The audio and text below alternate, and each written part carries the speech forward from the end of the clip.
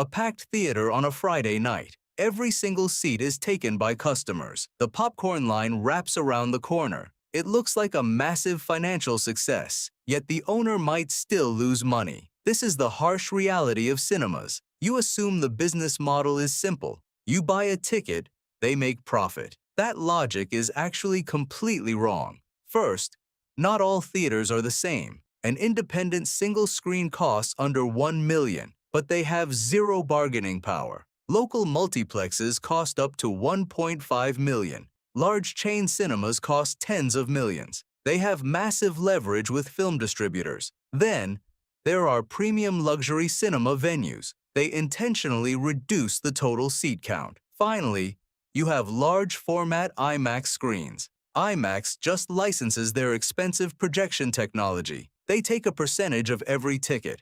Building a major multiplex is staggeringly expensive. People dream about the magic of movies. They forget about expensive air conditioning systems. A 10-screen multiplex costs $25 million.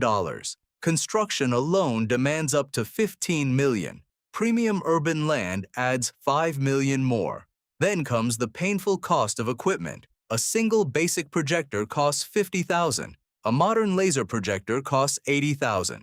You need one for every single screen. Surround sound adds $50,000 per room. Upgrading to Dolby Atmos increases that cost. Seating presents another massive financial shock. Standard chairs are relatively cheap to install, but luxury motorized recliners cost $1,500. One room of recliners costs $120,000. That is before buying the actual screen.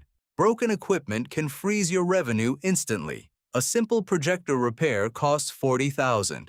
If attendance is low, you cannot fix it. You also need massive working capital reserves. You must pay rent during slow weeks. Staff salaries happen every single 2 weeks. You need $2 million just to survive. Real estate locations drastically change the math. Downtown cinemas get heavy daily foot traffic, but commercial city rent is incredibly high. Mall locations offer shared parking and crowds, but you depend on the mall's success. Suburban cinemas have much lower rent costs, but they sit empty on weekday mornings. Here is the biggest surprise for everyone. That $12 ticket is not their money. The theater keeps less than $5. Movie theaters only rent the films. Film distributors take a massive percentage cut. For standard releases, distributors take 55%. But blockbuster opening weekends are much worse. Studios know their cultural leverage is huge. They can take 65% of tickets. The theater keeps pennies on the dollar. Studios also force strict contractual floor requirements. You must show blockbusters for 4 weeks, even if ticket sales drop off completely. The longest lines bring the thinnest margins. Cinemas are not actually in the movie business. They are strictly in the popcorn business. The movies merely bring in the customers. The margin on popcorn is absolutely extraordinary. A large bucket costs 40 cents to make. The cinema sells it for $9. That is a 1,200% price markup. A large soda costs 35 cents total. It easily sells for $7 full.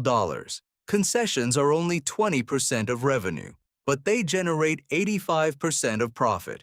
The distributor takes nothing from snack sales. This explains the entire cinema lobby architecture. Smell is their primary physical marketing tool. Combo deals maximize every single customer transaction. 70% of moviegoers buy concession snacks. This metric dictates the theater's actual survival. Recently, smart cinemas started removing their seats. They replaced 200 standard seats with 80 recliners. This cuts total seating capacity by 60%. But luxury seats demand premium ticket prices.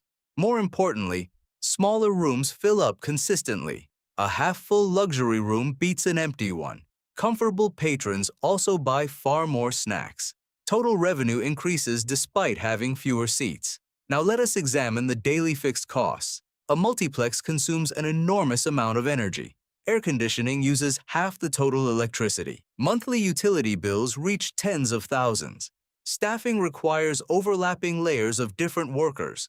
Scheduling them efficiently is a logistical nightmare. Too many staff destroys your daily margin.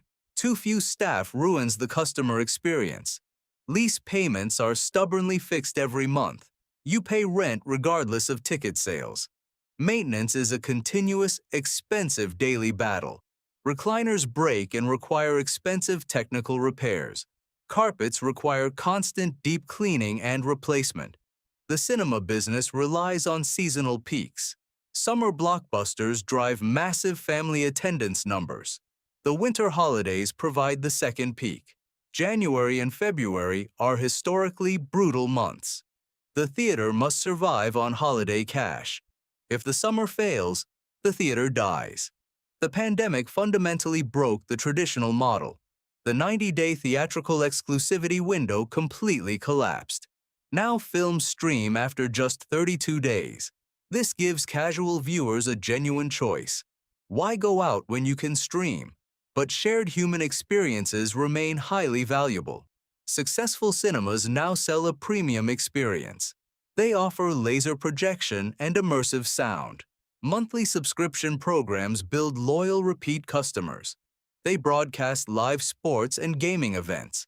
A Friday night subsidizes every slow Tuesday. The movie itself is a delivery mechanism. The secondary transaction is where money lives. It is like printers and expensive ink. You are not overpaying for the popcorn. You are funding the building around you. You are paying for that magical atmosphere. Watching a film alone is deeply private. Watching it with strangers is pure magic. The cinema industry will continue to adapt. Subscribe for more financial insights.